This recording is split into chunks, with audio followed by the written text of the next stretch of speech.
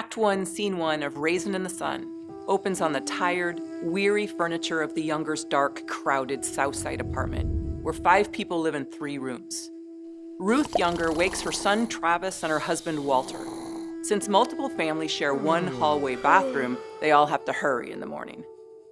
Walter's first thought is to ask, "Check coming today?" He reads the paper and remarks that another bomb was set off. Travis talks gleefully about the check coming in tomorrow's mail. He then asks his mother for 50 cents for school, but Ruth says they don't have it. Travis later asks his father, who gives him more money than he needs. Walter and Ruth argue over Walter's plan to open a liquor store. Walter says he needs her to back him up, but Ruth reminds him softly that ain't none of our money. When Walter's sister Benitha wakes up, she and Walter fight over her plans to go to medical school.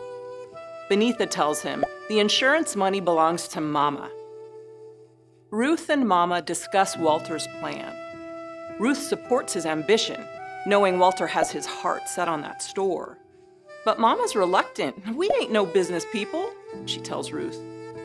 When Ruth asks how Mama will use the money, Mama says she plans to set some aside for Benitha's education and perhaps buy a house. She thinks about Big Walter, her late husband, and their plans to buy a house. Ruth and Mama gently mock Benitha for taking guitar lessons, the newest among many abandoned artistic hobbies. They talk about Benitha's suitor George Murchison and say his wealth ought to satisfy her. But Benitha dismisses George as shallow. "She may never marry," she says to Mama in Ruth's astonishment. As Mama waters her plant, Ruth collapses in a faint. In the detailed stage descriptions, as in the dialogue, we're introduced in Act 1, Scene 1 to a wearied apartment and a wearied marriage, stressed to the limit by the pressures of poverty.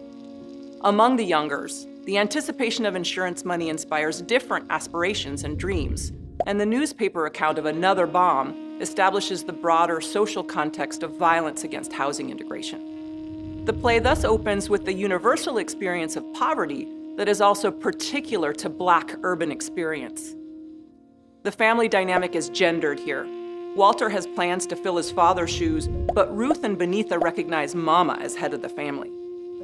Walter's sense of himself as a man needs to be recognized as provider, as the one in charge, specifically as the one in charge of the money, so he can realize a dream of financial success.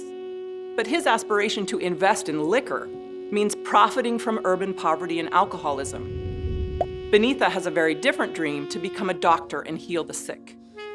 The women of the play seem to see the destructiveness of Walter's particular dream, and this gendered division adds to the conflict of the play's opening scene.